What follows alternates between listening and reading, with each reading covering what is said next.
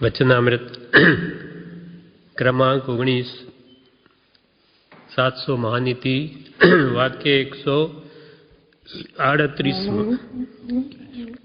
138 तत्वज्ञानमा शंकित थવું નહીં। तत्वज्ञानमा शंकित थવું નહીં। तत्वज्ञाનમાં शंका કરવું નહીં। ભગવંતોએ જે તત્વજ્ઞાન કહ્યું તે 7 તત્વ હો, જીવ અજીવ આશ્રવ સંબર બંધ મોક્ષ નિર્જરા કે 9 પદાર્થ પાપ પુણ્યને સાથે લઈએ તો કાં 6 પદ આત્મા છે, નિત્ય છે, કરતા ભોગતા મોક્ષ મોક્ષનો ઉપાય, એમ જીવ અથવા આજીવવાદી જે તત્વો ભગવંતોએ કહ્યા તેમાં શંકા થાય તે મિથ્યાત્વ કહેવાય છે। મિથ્યાત્વના ઉદયને લઈને જીવને તત્વોમાં શંકા થાય કે આત્મા નામનો પદાર્થ હશે કે નહીં। એમ 7 તત્વ, 6 પદ, 9 પદાર્થ કે જીવ અજીવાદી જે કંઈ પણ તત્વ કહેવાય છે તે બધામાં શંકા કરવું નહીં। સત્પુરુષના બોધે વિચાર કરીને કે સત્પુરુષની શ્રદ્ધા કરીને પણ મૂળ વસ્તુ જેમ છે તેમ માનવું। સમજવા માટે આત્મા છે કે નથી એવી ચર્ચા કરવી તેમાં બાદ નથી। સમજવા માટે એને આશંકા કહેવામાં આવે, પણ તે વિશે અંતરંગમાં શંકા રાખવી, ઢચુપચું રહેવું તે મિથ્યાત્વ કર્મના ઉદયથી થાય છે। મિથ્યાત્વને હૃદયમાં સ્થાન આપવા યોગ્ય નથી। એમાં વાક્યમાં ખાસ કહેવું છે કેમ કે તત્વજ્ઞાનમાં કે જેને જ્ઞાન થયું છે એવા તત્વજ્ઞાનીમાં શંકા રાખવી તે યોગ્ય નથી, કારણ કે એનાથી સાચી શ્રદ્ધાથી પડી જવાય છે અને શ્રદ્ધાથી ભ્રષ્ટ થયો તે જ ખરેખર ભ્રષ્ટ છે। માટે ભગવાને કહેલા તત્વજ્ઞાનમાં કદી શંકિત થવું નહીં। ભગવાને જે કંઈ કહ્યું કેવળ જ્ઞાનથી જોઈને તેને સંપૂર્ણ સત્ય માનો। ન સમજાય તો એના સમજવા માટેના અનેક પ્રશ્નો કરી, દલીલો કરીને પણ એ વસ્તુને સમજવાનો પ્રયત્ન કરું, પણ મારી બુદ્ધિને આગળ કરી ને આ બરાબર નથી એમ કહું નહીં। કેમ કે ક્યાં વિતરાગનું અનંત જ્ઞાન અને ક્યાં આપણો અલ્પમાત્ર ક્ષોભક્ષમ। એટલે કોઈ પણ પ્રકારે પોતાનું ડહાપણ તજી ને આવા ભગવાનના કહેલા તત્વોમાં કદી શંકા કરવી નહીં। કેમ કે ભગવાનને કોઈ મિથ્યા કહેવાનું કોઈ ઉદ્દેશ્ય જ નહોતો। ભગવાન શા માટે મિથ્યા કહે? એમને કોઈ અજ્ઞાન નહોતું કે જે અજ્ઞાન વશ કહી જવાય, અથવા એમનામાં કોઈ ક્રોધ માન માયા લોભાદી કશાય ભાવો નહોતા કે કશાયને વશ પણ મિથ્યા કહે। માટે સંપૂર્ણ કેવળ જ્ઞાન જેમને છે એમાં જ કોઈ પણ જાતનો અનંતાંશ પણ દોષ જેનામાં નથી એવા વિતરાગ કદી પણ અસત્ય કહે નહીં। એટલે આ 138 કૃપાલદેવે કહ્યું તત્વજ્ઞાનમાં શંકિત થવું નહીં। હવે 139 વાક્ય તત્વ આરાધતા લોક નિંદાથી ડરવું નહીં। તત્વ ભગવંતોએ જીવ અજીવાદી જે તત્વો કહ્યા એનું આરાધન કરતા, એ વાતને સમજતા લોક નિંદાથી ડરવું નહીં। એક તો મહાપુણ્યના યોગે જીવને તત્વ સમજવાનું અને આરાધવાનું મળે છે। વસ્તુ જો સમજાઈ ગઈ તો પછી લોકલાજથી ડરવું નહીં કે અને જો લોક નિંદાથી ડરે તો તે તત્વ આરાધી શકે નહીં અને તે સમજો ન સમજો પણ બરાબર છે। કોઈક દેખશે તો શું કહેશે એવા ડરથી જો તત્વને આરાધે નહીં તો એનું મનુષ્ય ભાવ એળે જતો રહે। લોકો શું કહેશે? કૃપાલ કે જગતને રૂડું દેખાડવા તો અનંત વાર પ્રયત્ન કર્યો, રૂડું થયું નથી હજુ સુધી। આત્માનું રૂડું થતું હોય તેમ કરી લેવું તેમાં તત્વ આરાધના લોક લાજથી ડરવું નહીં. પરમ કૃપાલદેવ આ વિશે એક પત્રમાં જણાવે છે કે અનંતકાળથી જીવને અસત વાસનાનો અભ્યાસ છે.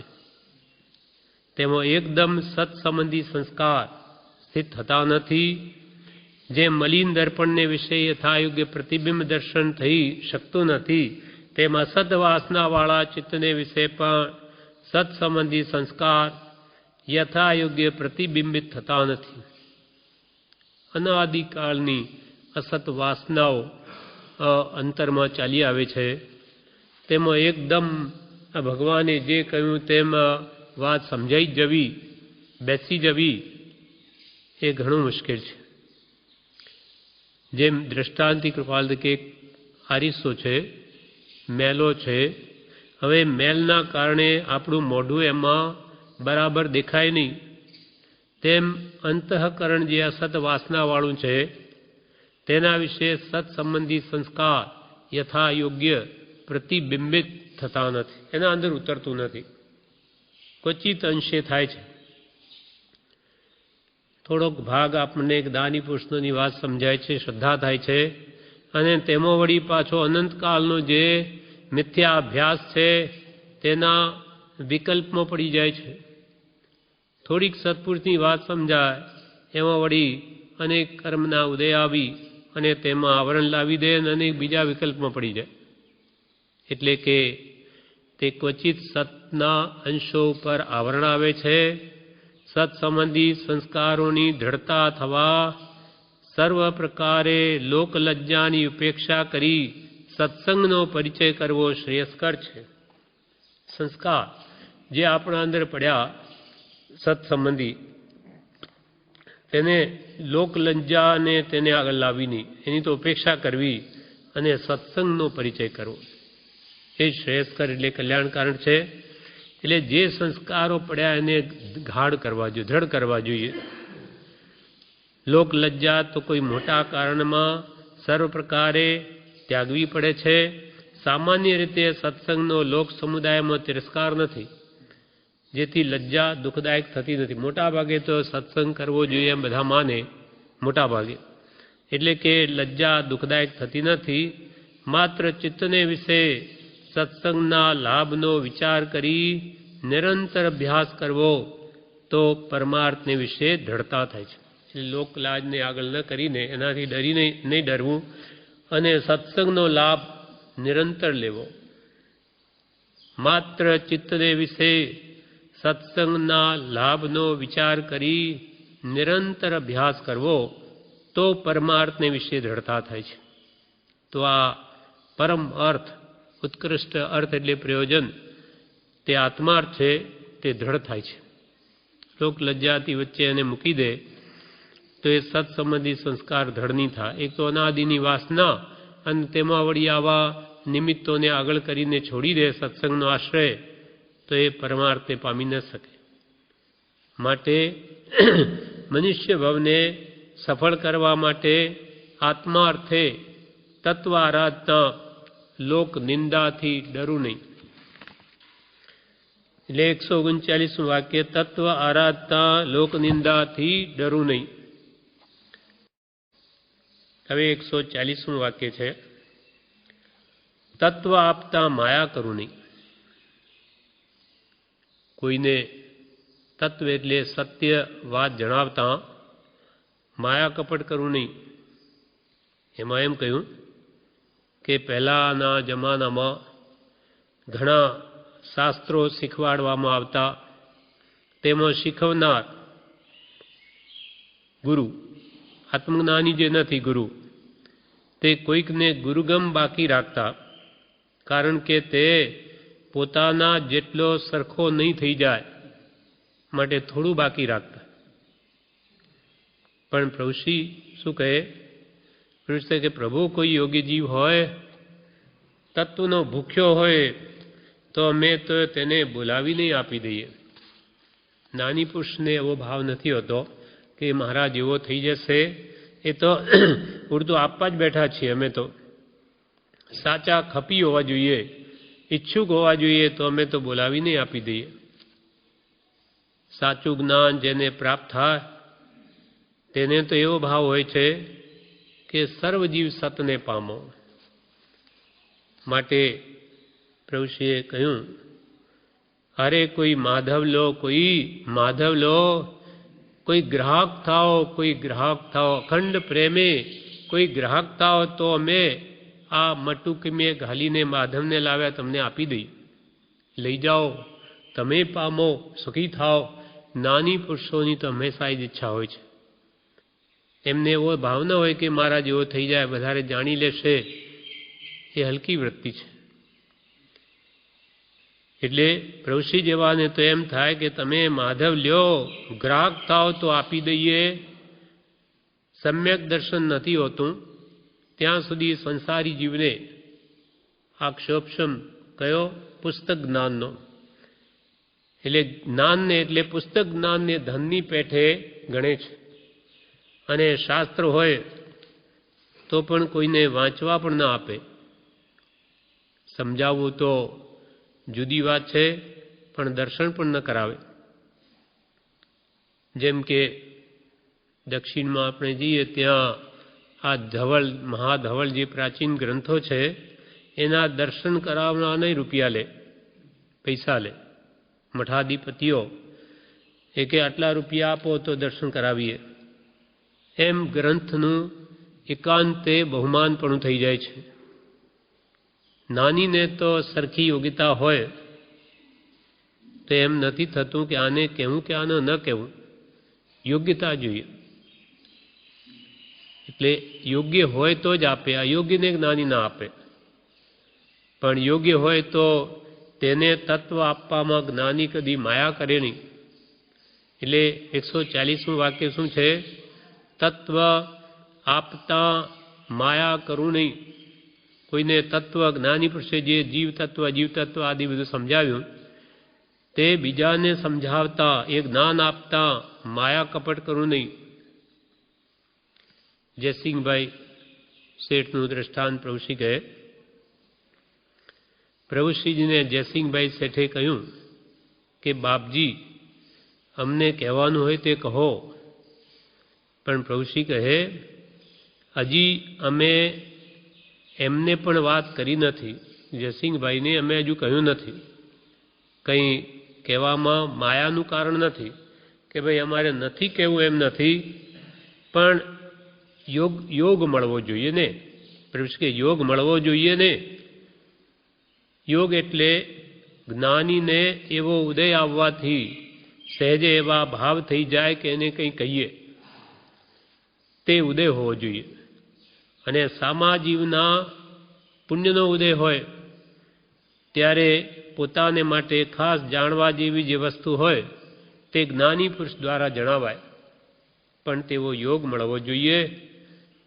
પછી પ્રભુશ્રી પછી એમ કે પ્રભુ જયસિંહભાઈ શેઠના વખાણ કરતા પ્રભુશ્રી, અને કે શેઠને વિનય વડે લેતા આવડ્યું, વિનય વડે અમારી પાસેથી એમને લેતા આવડ્યું. પ્રભુશ્રી કે બેટો થઈને ખવાય, બાપ થઈને નહીં. તેમ વિનય વડે તત્વની સિદ્ધિ છે.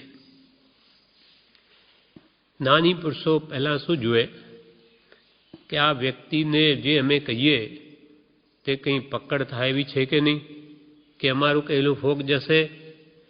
એમ નાનીને પ્રથમ પકડ થાય છે કે નહીં એ જ્ઞાની પહેલાં જુએ. તે જો ન હોય ત્યાં સુધી એમને સ્ફૂર્ણા પણ થતી નથી જ્ઞાનીને. સાયલાવાળા સૌભાગભાઈનું દ્રષ્ટાંત છે. એમના દીકરા મણીલાલ, બધા શું કહે કે સૌભાગભાઈને ઘેર તો જ્ઞાની પધાર્યા છે પરમ કૃપાલે. તેથી મણીલાલ સૌભાગભાઈના દીકરાને એમ થયું કે આપણે એમને પાસેથી આત્મજ્ઞાન લેવું. પછી સૌભાગભાઈને મણીલાલે કહ્યું કે કૃપાલને કહો કે મણીલાલને આત્મજ્ઞાન આપે, નહીં તો હું આપઘાત કરીશ. પોતાના પિતા સૌભાગભાઈને મણીલાલે કહ્યું તમે કૃપાલને કહી દો કે મને આત્મજ્ઞાન આપે, નહીં તો આપઘાત કરીશ. એમ કહી છરી લઈને ગળે મૂકવા તૈયાર થયા એટલે તરત સૌભાગભાઈ તો ગભરાઈ ગયા અને કૃપાલદેવ પાસે દોડી જઈને કહ્યું કે આ મણિલાલને આત્મજ્ઞાન આપો, નહીં તો આત્મઘાત કરી બેસશે. ત્યારે કૃપાલદેવ શું કહે, એને આપઘાત કરવા દો, એને આપઘાત કરવા દો, તમને બીજો મણિલાલ આપીશું, પણ અપાત્રને જ્ઞાન નહીં આપીએ. એ અપાત્ર જીવ છે, એના અંદર આત્મજ્ઞાન પ્રાપ્ત કરવાની ભૂમિકા જ ક્યાં છે? એને અમે નહીં આપીએ તો ભલે એ આપઘાત કરે, કારણ એ જાણે છે કે આપઘાત કરવાનો નથી, કરવાના હોય તે હું બતાવે નહીં. જો ગરજત હે સો બરસ, જે ગરજે સો વર્ષે નહીં, એમ એટલું જો બહાર બતાવે તે આવું કંઈ કરવાનો નથી. આમ યોગ્ય હોય તો બોલાવીને આપે, પણ અયોગ્યને જ્ઞાન આપે નહીં. એવી રીતે કૃપાલદેવનો પ્રસંગ છે. પોપટલાલ મણીલા જેમના બાળપણના મિત્ર છે, 2 જણા વવાણિયામાં, પોપટલાલ મંજી. હા, એટલે એ પોપટલાલ મંજીને કૃપાલદેવે કહ્યું કે બીજાને લાભ થયો તેવો તને નથી થયો. તેણે કહ્યું, ના સાહેબ, મને થયો છે. બીજાને લાભ થયો તેવો હે પોપટલાલ તને નથી થયો. ત્યારે પોપટલાલ કે મને થયો છે. કૃપાલદેવનું કામ પેટી વગેરે ગામ જાય ત્યારે સાચવે. પોપટલાલના વિનયને લઈને કૃપાલદેવને થયું કે એને કંઈ આપું, પણ સામાનો ભાવ ન હોય તો ક્યાં મૂકે? એ તો કે મને થયું છે, મને લાભ થઈ ગયો. પછી કૃપાલદેવે કહ્યું કે જેવો લાભ લેવો જોઈતો હતો તે બિલકુલ નથી લીધો, માત્ર પુણ્ય બાંધ્યું. જો કે બીજા લોકો સમાગમમાં જેટલા પ્રમાણમાં આવ્યા તેટલા પ્રમાણમાં લાભ લીધો છે, પણ તે લીધો નથી. 1 મહિનો વવાણિયામાં કૃપાલદેવ હતા ત્યારે આર્યાઓએ, સાધ્વીઓએ રોજ 1 કલાક સુઈગળાંગ સૂત્ર એમની પાસે સાંભળ્યું હતું. તેથી એ સાધ્વીઓને લાભ થયો હતો. પોપટલાલ પણ રોજ કૃપાલદેવ સાથે અપાશ્રય જતા, કેમ કે સાધ્વીઓએ પોપટલાલને જ કહ્યું કે શ્રીમદ રાજચંદ્રને કહો કે અમને આ ભણાવે, સુઈગળાંગ સૂત્ર સમજાવે. ત્યારે એમણે જઈને વાત કરી ત્યારે કૃપાલદેવ કે પોપટલાલ, આપણે રોજે 2 વાગે જઈશું, તારે હાજર રહેવું. એકલા નહોતા જતા સાધ્વીઓ પાસે પણ, એટલે પોપટલાલને સાથે રાખતા. એટલે રોજ બરોબર 2 વાગે ત્યાં પહોંચી જાય ઘરે કૃપાલદેવના. એટલે 2 જણા સાથે સાધ્વીઓ પાસે જાય. 3 સાધ્વીઓ હતી. એટલે પણ અપાશ્રય, પણ એને કંઈ લક્ષ્ય નહીં હોવાથી પોપટલાલને કે જે લાભ સાધ્વીઓને 1 મહિનામાં થયો તેટલો પણ આટલા સમાગમવાળા પોપટલાલને થયો નહીં. કૃપાલદેવ પ્રત્યે સામાન્યપણું થઈ ગયું. તેથી બ્રહ્મચારી એમ કહે કે મને જ્યારે હું પ્રભુશ્રીની સેવામાં રહ્યો પહેલો, ત્યારે મોહનલાલજી મહારાજે મને કીધેલું સૌ પ્રથમ કે પ્રભુશ્રીનું બધું સેવા કાર્ય લક્ષ્યપૂર્વક કરવું, યાદ રાખવું, સામાન્યપણું ન કરી નાખવું. કે પ્રભુશ્રી પાસે રોજે રહીએ, સામાન્યપણું કરી ન નાખવું, ખૂબ ધ્યાન રાખવું, લક્ષ્યપૂર્વક પ્રભુશ્રીનું બધું સેવા કાર્ય સાચવવું. એમ પાસે વધારે સામાન્યપણું થઈ જાય તેમ થવું ન જોઈએ. એટલે કે તત્વ આપતા માયા કરવું નહીં. જ્યાં કંઈ વિનય જુએ, યોગ્યતા જુએ તો જ્ઞાનીઓ તો બોલાવીને આપે, પણ સામાન્ય જગ્યા જ ન હોય, યોગ્યતા જ ન હોય તો જ્ઞાની ક્યાંથી આપે? એટલે પણ તત્વ આપતા એને છુપાવવું નહીં. જ્ઞાન તો એવી વસ્તુ કે જેમ ખર્ચે તેમ વધે છે. માટે જ્ઞાની પુરુષોની અંતરની એવી ઈચ્છા હોય છે કે સર્વ જીવો સર્વ અવસ્થામાં આત્મા પ્રત્યેઓ એક સમય માત્ર પણ વિભાવમાં કોઈ જાય નહીં, એવી જ્ઞાની પુરુષની તો સદા ભાવના હોય છે. હવે વાક્ય 141. સ્વાર્થ ને ધર્મ ભાગવું નહીં. હોય સ્વાર્થ અને માને કે હું ધર્મ કરું એમ નહીં કરવું. સ્વાર્થને ધર્મ ભાખવું નહીં. જ્યાં બે વસ્તુ ભેગી થતી હોય ત્યાં જેટલું હોય તેટલું જ કહેવું અને તેમ જ માનવું જોઈએ. જેમ કે કોઈ પગાર લઈને નોકરી કરે અને કહે કે હું તો જ્ઞાનીની સેવા કરું છું. કરે છે પગાર માટે, પોતાની આજીવિકા ચલાવવા માટે, પણ લોકોમાં એમ બતાવે કે હું તો જ્ઞાનીની સેવા કરું છું. એટલે આ સ્વાર્થ સાધે છે અને ઉપરથી માને છે કે હું ધર્મ કરું છું. એમ ધર્મ કરું એમ બીજાને ભાખે કહે. એટલે સ્વાર્થને ધર્મ ભાખવું નહીં. અથવા બીજું દ્રષ્ટાંત, પ્રભુશ્રીજી બેઠા હોય અને ત્યાં જઈને એક ઊભો થઈ પ્રભુશ્રીને પંખો નાખે, પણ મનમાં એમ હોય કે પોતાને પણ વાક હવાય બફાઈ જતો હતો તો એક પંથ બે કાજ થયા. અને માને સેવા, હું તો પ્રભુ સેવા કરું છું, પણ એમને પંખો નાખું તો મારી આવે હવા. એમ અંદર બીજું છે અને ઉપરથી અને ધર્મ માને.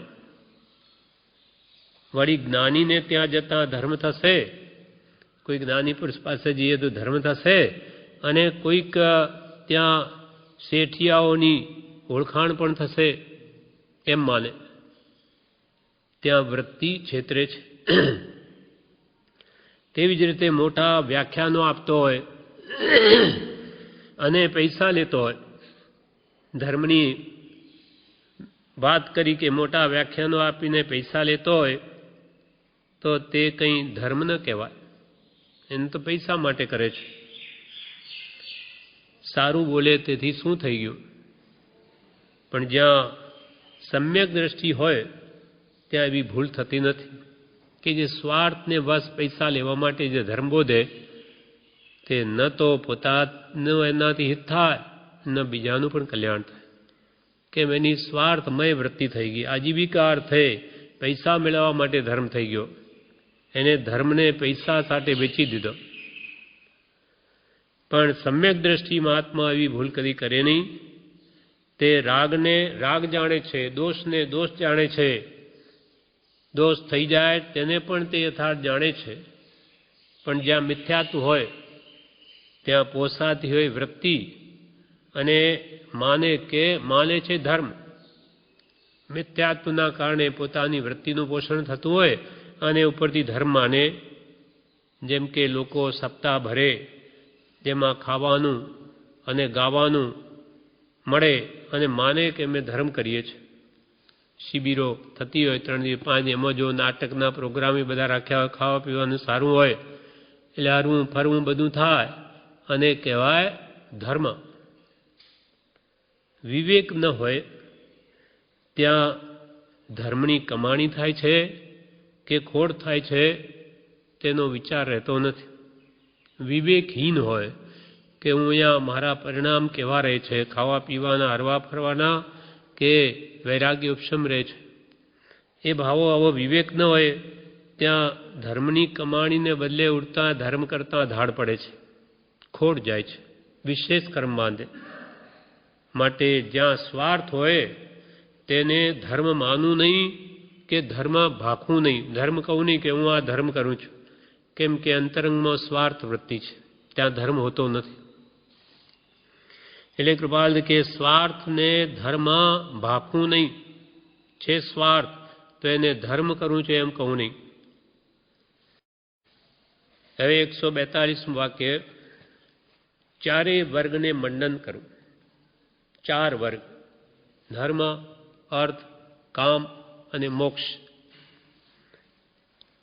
ધર્મ, અર્થ અને કામ એ 3 વર્ગ કહેવાય, જ્યારે મોક્ષ એ અપવર્ગ કહેવાય. માટે ચારેય વર્ગનું મંડન કરવું. મંડન કરવું એટલે કે ધર્મ વડે એ ચારેય વર્ગને શણગારવું, ધર્મથી શણગારવું, દીપાવું, કલંક ન લાગે તેમ પ્રવર્તવું. એટલે કે ધર્મ પુરુષાર્થને આદરું તો વ્રત નિયમ, ધર્મ પુરુષાર્થનો વ્રત પાળે, નિયમ પાળે ત્યાં પુણ્ય બંધ થાય છે અને મોક્ષ પુરુષાર્થમાં પુણ્ય કરવાનું નથી હોતું. ત્યાં તો પુણ્ય ને પાપ બંનેનો નાશ કરવાનો હોય છે મુક્તિ મેળવવા માટે. એટલે ધર્મ ધ્યાન કરતો પછી શુક્લ ધ્યાનમાં આવે અંતે ત્યાં એ સર્વ કર્મોનો નાશ કરીને મોક્ષ ભણી જાય છે. એટલે ધર્મ ક્રિયા કે પુરુષાર્થમાં તો પુણ્ય બંધ થાય અને સમ્યક દ્રષ્ટિ જેમ થયા પછી કર્મ બાંધતા નથી નવા, એ નિરંતર કર્મ નિર્જરા જેમની બળવાનું છે. સંવર અને નિર્જરા એ જ્ઞાની પુરુષનો મુખ્ય ધર્મ છે. એટલે મોક્ષ પુરુષાર્થમાં પુણ્ય બંધ હોતો નથી.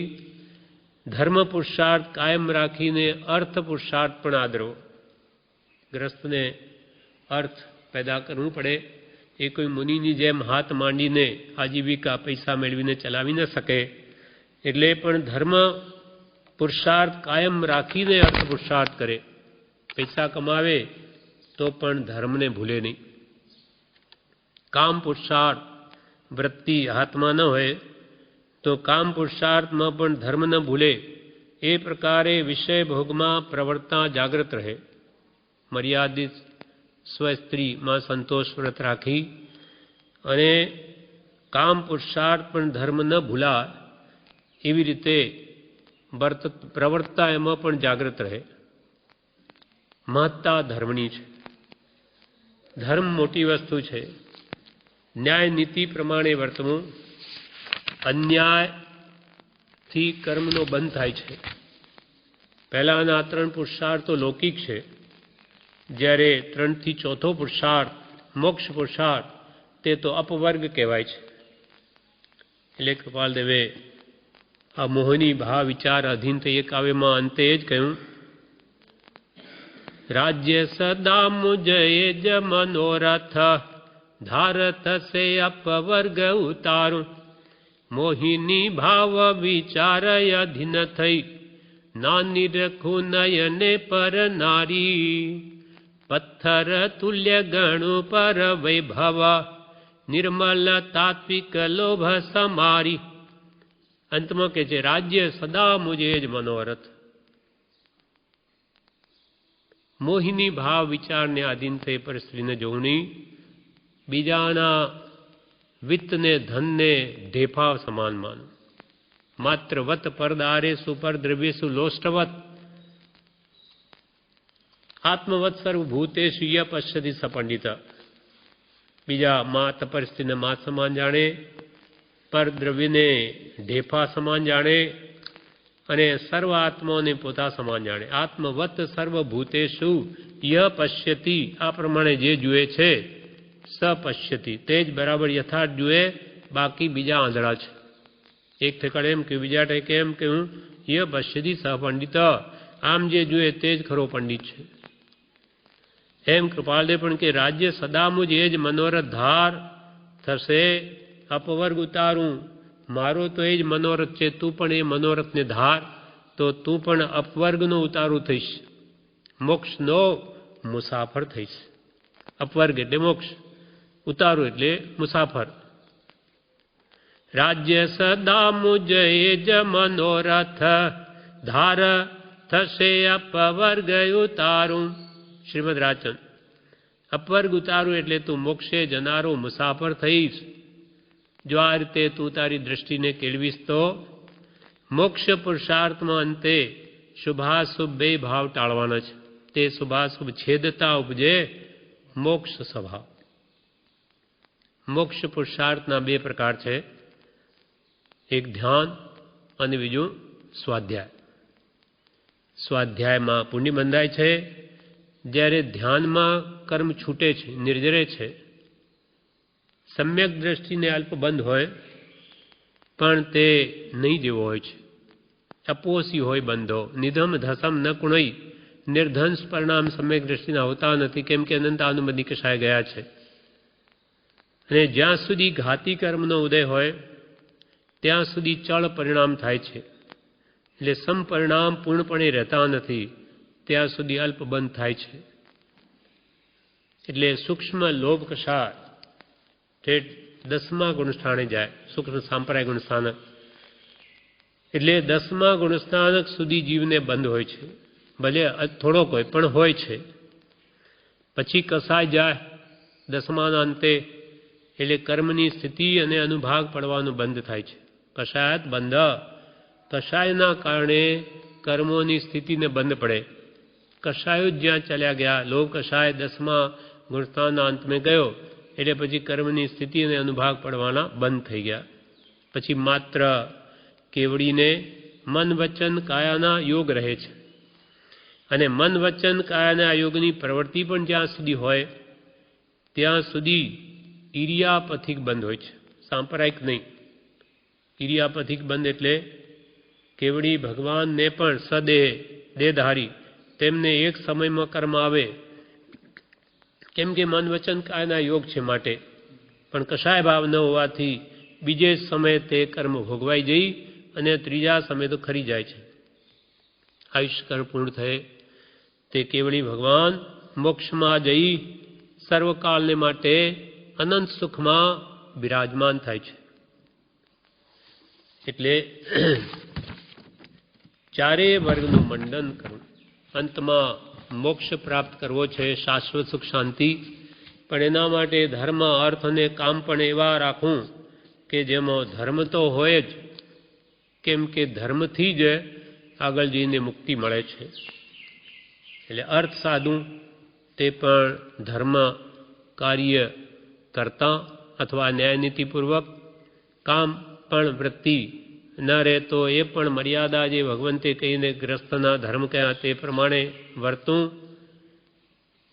ધર્મ અને ધર્મ તો દરેક અવસ્થામાં કરવો યોગ્ય છે અને એનું ફળ અંતે મોક્ષ આવે છે.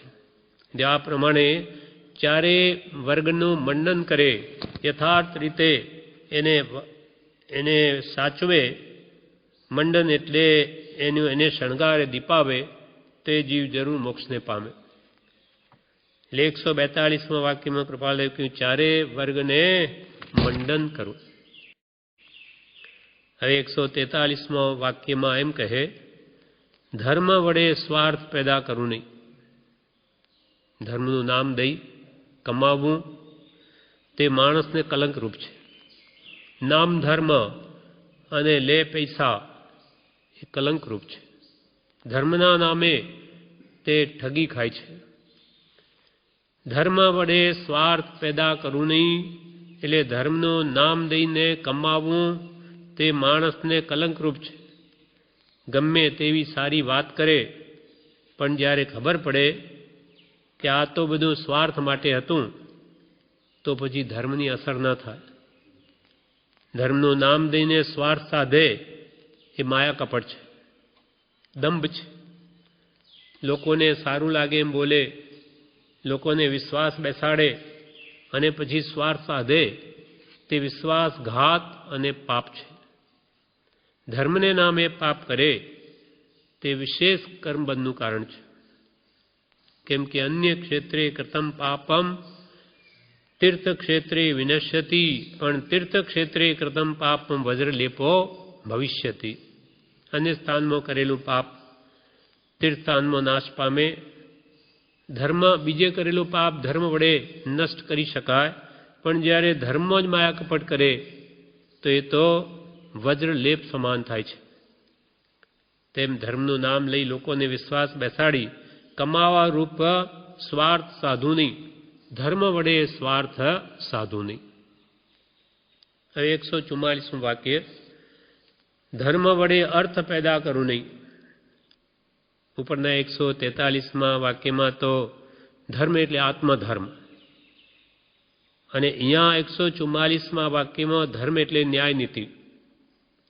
143માં તો એમ કહ્યું કે ધર્મ વડે સ્વાર્થ પેદા કરવું નહીં, એટલે આત્મધર્મ બોધીને મારો સ્વાર્થ સાધુ નહીં, પૈસા આદિ કમાણી કરવું નહીં.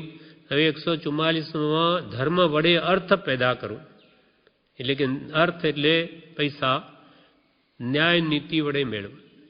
આ ઠેકાણે ન્યાય નીતિના અર્થમાં ધર્મ શબ્દ છે. ધર્મ વડે અર્થ પેદા કરવું એટલે આ વાક્યમાં ધર્મ એટલે ન્યાય નીતિ વડે, અર્થ એટલે ધન પેદા કરવું એમ જણાવ્યું. આ પ્રમાણે 144 વાક્ય પૂરા થયા. હવે 145નું વાક્ય. જડતા જોઈને આક્રોશ પામવું નહીં.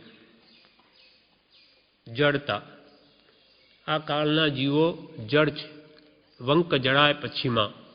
આ કાળના જીવો વાંકા અને જડ છે. ભગવાન મહાવીર સ્વામીના શિષ્યો એટલે કોઈ માણસને ઘણી કાળજી રાખીને સમજાવતા હોઈએ છતાં પણ સમજે નહીં અને દ્વેષ રાખે, ઉડતો દ્વેષ રાખે, ત્યારે મનમાં એમ થાય કે કોણ આ પથરાની સાથે માથું કૂટે, સમજતો જ નથી અને ઉપરથી ઉડતો દ્વેષ રાખે. કાળ એવો છે કે મોટી મોટી આશા રાખીને કામ કરવા જાય ત્યાં વાંકાને જડ મનુષ્યો જ મળે. આ કાળમાં કૃપાળુ કે અમને પણ કૃતજ્ઞ જ મળતા જણાય છે. કૃપાળુ દેવ જેવા એમ કહે કે આ કાળમાં અમે જેનો ઉપકાર કરીએ તે જ અમારો અપકાર કરે, એવા કૃતજ્ઞ જ મળતા જણાય છે. એવો આ કાળ છે. તે જડ, સ્વાર્થી, વક્ર લોકો સાથે સંબંધ પડે અને ધારેલું થાય નહીં, નિષ્ફળ જાય, એવા કાળમાં આપણે જન્મ્યા છીએ.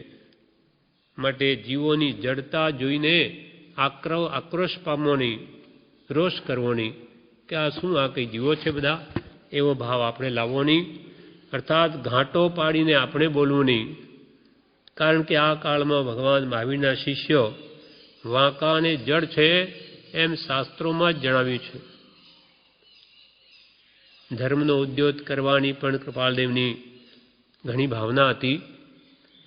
તેમાં કયા કયા જીવો મદદ કરી શકે તે પણ એમણે જોયેલું, પણ પછી કાળને પોસાય તેવું ન લાગ્યું. જડતા વિશે જામેલી જણાઈ. આ સંસ્કારો ધર્મ મત પક્ષના ખૂબ ઊંડા મૂળિયા ગયેલા જોયા. જડતા એટલે જીવ આત્મભાવમાં ન હોય તે તેની જડતા છે. ક્ષણ ક્ષણ ભયંકર ભાવ મરણે કાં હો રાચી રહો. એટલે વર્તમાન કાળમાં જીવોની આવી કર્માધીન દશા છે. હીન પુણ્ય જીવોએ આ ભરત ક્ષેત્ર ઘેરી લીધું છે.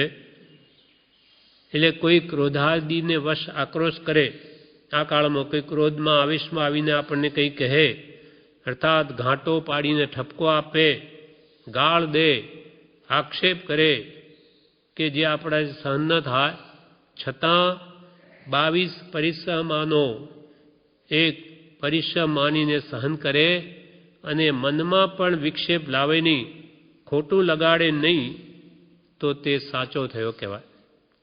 ગમે તેવું આપણને કોઈ કહે, મનમાં પણ ન લાવે અને પી જાય, એ જ ખરો તત્વને જાણનાર થયો.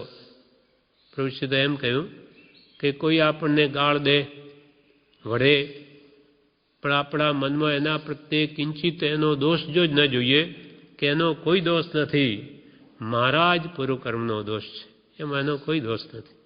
મેં પૂર્વે કે એનું બગાડ્યું હશે, કે આ બહુમાં બગાડ્યું તેથી મને આ કહે છે, આમ કરીને પોતાનો જ દોષ જોઈએ, એનો કિંચિત ન જુએ તો એ 6 મહિના ઉપવાસનું ફળ છે. એક દિવસ ઉપવાસ કરવો કેટલો અઘરો, પણ એક વચન જો પી જાય અને મનમાં પણ ન લાવે તો 6 મહિના ઉપવાસ જેટલો લાભ થાય. અહીંયા પણ એ જ કહ્યું કે આ કાળ એવો જ છે. આમાં બહુ જીવો તત્વજ્ઞાન કે વિનય વિવેકવાળી આજે તો વિદ્યા પણ નથી. એટલે આવા ઉદંડ ઉચ્છૃંખલ કે કશાઈ જીવો મળશે, ગમે તેમ બોલશે, પણ તમારે જો છૂટવું હોય તો એને પરિચય માનીને પી જાઓ તો તમારું કે કામ થઈ જશે. એટલે બ્રહ્મચારીજીએ કહેલું, એક લીલબેન હતા અહીંયા કચ્છી, એમને કહેલું કે ભાલાના વરસાદ વરસે તોય આશ્રમ છોડશો નહીં. એ લીલબેન કહેતા, એમ મને બ્રહ્મચારીજી કીધેલું. નહીં રહ્યા, ઠેઠ સુધી અહીંયા જ રહ્યા, નહીં ગયા. ભાલાના વરસાદ એટલે શું? ઉપરથી ભાલા પડવાના છે, વચનરૂપ ભાલા. કોઈ એવું કહે કે જાણે તીરની જેમ ભોંકાય હૃદયમાં, પી જવું, કાંઈ નહીં, એ તો આપણા કર્મ છે, આવું તો આવ્યા જ કરવાનું, આપણા જ માનેલા કર્મ છે. તો અહીંયા ક્યાં અડ્યું, મને ક્યાં ચોટ્યું, એનું જ મોઢું બગડ્યું, એને ભગવાન સુખી કરે એવો ભાવ કરીને એને પી જાય તો એટલો મોટો લાભ થાય. એટલે સમાધિ શતકમાં કહ્યું પૂજ્યપાદ સ્વામીએ, અપમાનાદિ તે માને વિક્ષેપી મન જે મન, અપમાનાદિ ના લેખે અક્ષુબ્ધ મન જે મનો. અપમાન કોને લાગે? કે જેનું મન વિક્ષેપિત છે, કશાય ભાવોયુક્ત જેનું મન છે, એને સામાનું દ્વારા કરેલું અપમાન એને નડે, એને અસર થાય, કેમ કે એનું મન પણ રાગદ્વેષવાળું વિક્ષેપિત છે.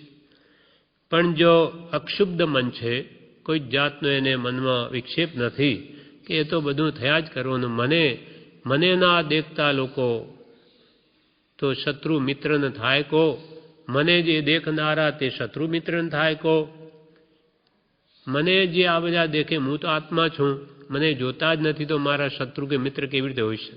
એ મને ક્યાં ગાળ ભાંડી શકે? મને જોતા જ નથી. અને મને જે જોનારા નાની પુરુષો છે તે તો કોઈના શત્રુ કે મિત્ર થતા નથી. એમ જેના વિચારો ઉચ્ચ છે, ત્યાગ વૈરાગ્ય દશા જાગૃત છે, તેને અપમાન આદિ કંઈ લાગે નહીં, એ તો હસીને કાઢી નાખે. અપમાનાદિ તે માને વિક્ષેપી મન જે મનુ, અપમાનાદિ ના લેખે અક્ષુબ્ધ મન જે મનુ. અક્ષુબ્ધ મન જેમનું એ અપમાન આદિ કંઈ લેખે જ નહીં, ગણે જ નહીં. માટે વર્તમાન કાળમાં જીવોની આવી જડતા જોઈને આક્રોશ પામવું નહીં. માટે વર્તમાન કાળમાં ભગવાન મહાવીરના શિષ્યોની આવી વાંકી કે જડ સ્થિતિ જોઈ અને હું આક્રોશ એટલે ક્રોધ પામું નહીં, અર્થાત દુઃખી થવું નહીં, પણ જે થાય તે જોયા કરું. આમ કૃપાલદેવ 145માં વાક્યમાં એમ કહ્યું કે જડતા જોઈને આક્રોશ પામવું નહીં. જીવોની આવી જડતા, જડ બુદ્ધિ જોઈ અને આક્રોશ એટલે કશાયો તીવ્ર કરવું નહીં, ગુસ્સે થવું નહીં, પણ એને સંભાવે પી જવાનો પ્રયત્ન કરવો. આ પ્રમાણે 145 વાક્ય આપણે વાંચ્યા. વિશેષ આવતી કરીએ છીએ.